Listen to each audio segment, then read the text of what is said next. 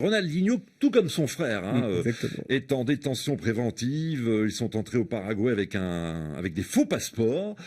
Comment se fait-il que Ronaldinho a des faux passeports? Eh ben ça, on le sait pas totalement pour l'instant. On sait d'ailleurs pas quand il sera libéré, Ronaldinho. Tout ce qu'on sait, Juan, c'est qu'il est derrière les barreaux depuis 4 jours. Les images menottées, vous l'avez dit, avec son frère ont un petit peu fait le tour du monde. Alors pour ceux qui ont votre âge, Juan, ou qui ont le mien, en tout cas plus de 25 ans, quand on pense à Ronaldinho, on pense à l'un des meilleurs joueurs de tous Bien les sûr, temps. On pense PSG, exactement Barça. champion du monde avec le Brésil en 2002, Ballon d'Or en 2005, vainqueur de la Ligue des Champions 2006 avec Barcelone, vous l'avez dit, héros du PSG ou du Milan AC. On n'a pas vraiment l'image d'un escroc ou d'un hustler. En tout cas, il est en détention préventive. Ça a été confirmé par un juge à Asunción, la capitale du Paraguay. Ronaldinho et son frère donc accusés d'être entrés dans le pays avec des faux passeports, on l'a dit, qu'ils auraient falsifié des faux passeports découverts par la police lors d'une perquisition. C'était à leur hôtel au Paraguay jeudi dernier.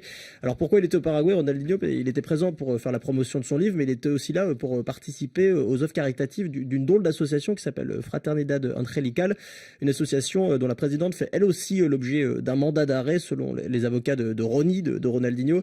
C'est cette association qui aurait offert les faux passeports, des faux passeports qui auraient facilité des échanges dans le pays pour faire du commerce, notamment des affaires pour Ronaldinho et son frère. Et l'ancien footballeur dit, lui, qu'il n'était au courant de rien du tout. En tout cas, il ne savait pas que c'était un faux passeport. C'est ce que disent ses avocats.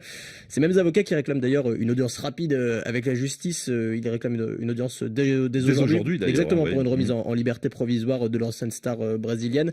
Et c'est une version, Juan, qui convainc pas vraiment le procureur. En tout cas, pas le nouveau procureur, puisqu'un premier procureur avait été nommé. Lui, il était favorable à une remise en liberté rapide, mais le nouveau procureur, lui, estime qu'il y a des nouvelles informations, en tout cas dans cette enquête, qui justifieraient le maintien de Ronaldinho en détention. On parle de corruption, on parle de blanchiment d'argent, car au Paraguay, il y a des grands hommes d'affaires qui utilisent souvent apparemment des associations pour détourner des fonds. La juge en charge du dossier estime, elle, que ces faux documents, eh bien, ils mettent en danger l'État paraguayen. Et on rappelle aussi, Juan, pour tout comprendre dans cette histoire, qu'au Brésil, Ronaldinho s'est fait confisquer son passeport par Il y a l'État 2 ans. brésilien. Exactement. Si on tire la toute petite ficelle de cette histoire, bon, je fais les gestes, ça sert un petit peu à rien à la radio, mais on remonte à Mais on une... nous voit en vidéo. Exactement, on nous voit en vidéo. On remonte à une amende impayée avec son frère. En fait, ils avaient construit un espèce de barrage, une plateforme illégale de pêche près de Porto Alegre, c'est la ville dont ils sont originaires, dans une zone protégée. Il avait été condamné par l'État brésilien, une amende de plus de 2 millions d'euros. Une amende surtout qu'il n'a jamais payée. C'est pour ça qu'on lui a confisqué son passeport. Apparemment, le Ballon d'Or 2005, il est complètement criblé de dettes.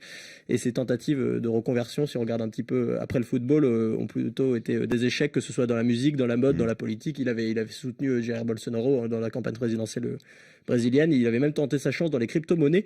Pour l'instant, c'est que des échecs. Il paraît qu'en ce moment, à la prison où il est détenu, on organise un tournoi de futsal en son honneur, auquel on espère qu'il participe. Ça semble quand même peu probable que sa détention se prolonge bien longtemps, mais l'image de l'ancien footballeur de 39 ans ressort évidemment écornée.